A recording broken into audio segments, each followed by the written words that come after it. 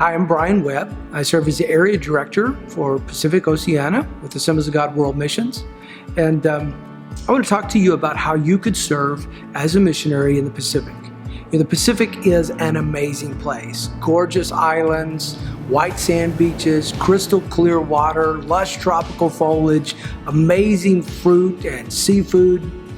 You want to know the best part of the Pacific? It's the people. I am convinced that the kindest and the warmest and most welcoming people in all the world live in the Pacific. And it's true across the Pacific, whether we're talking about Polynesia or Micronesia, Francophone Pacific, Australia, New Zealand, and in Melanesia. So maybe you're saying, hey Brian, sign me up. I'm ready to go. But how would I actually serve? What would it look like in real life? The truth is, it looks different for every missionary. But let me give you some broad strokes. In the Pacific, we believe in teams, and we want teams of missionaries with some key components.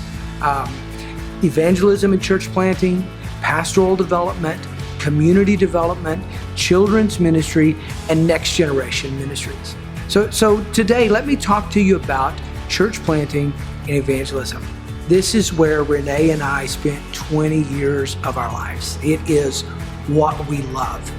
Across the Pacific, there are thousands of islands and tens of thousands of communities where we still need to plant a Bible-preaching Pentecostal church.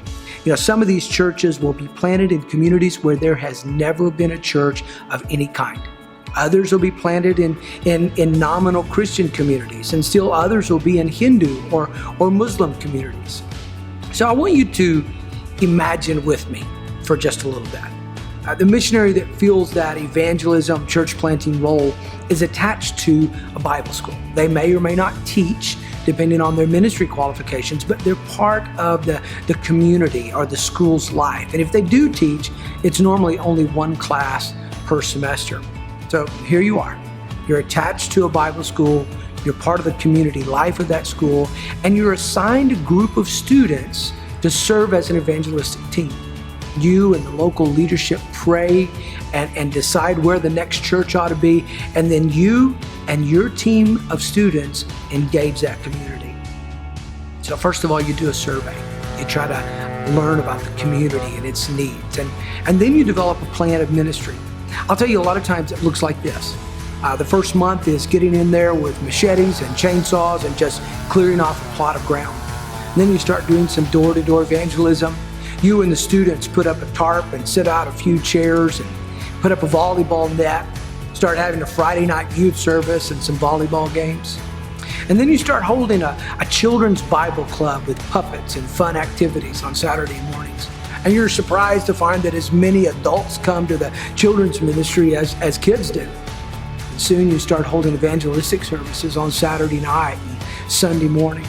Before long, you and the students have a group of local believers gathered around you, and you trade that tarp for a small building constructed out of local materials, maybe bamboo walls with a thatch roof, and if you're lucky, a cement floor. Along the way, the students learn the practical ministry skills they need to serve in the local church. People are one to the Lord. You get to be a part of something amazing. Shortly after graduation, the local presbyter will come and he'll officially open the new church and appoint one of those students to be the very first pastor. And if you're lucky, you get invited to pray over that new pastor. That day, as you're standing in the pulpit and you're getting ready to pray over that new pastor, your mind's going to go back to the first time you visited the community. You're going to remember the sweat and the sore muscles from clearing the land. Looking around, you're going to see that first new believer that you won to the Lord. You're going to see some of those kids who came to that first Bible club. You're going to recall the first baptismal service, the first communion service, probably the first wedding. And this, I'm going to be honest with you, this is about as good as it gets in missions. Now, not every church planter shares that story. Some people feel called to establish an international church, and typically these churches are located in urban areas, and they focus on what we call the third culture community. So this is expatriates, locals who have been educated abroad, and blended families that are both local and expatriate. And these church planters serve in what we would think of as a more traditional role, and they'll stay at the same church for a number of years. So whether you're planting with a team of Bible school students and establishing local churches, or you're working in the third culture community, planting a church is one of the best things we can do in missions. You know, even a small church, well planted, will grow. It'll foster the planting of more churches, and over the course of generations will bring thousands of people into the kingdom. Does that sound like something you would be interested in being a part of? If so, I'm going to be hosting a Zoom meeting next week to talk about evangelism and church planting opportunities in the Pacific. So here's what I want you to do.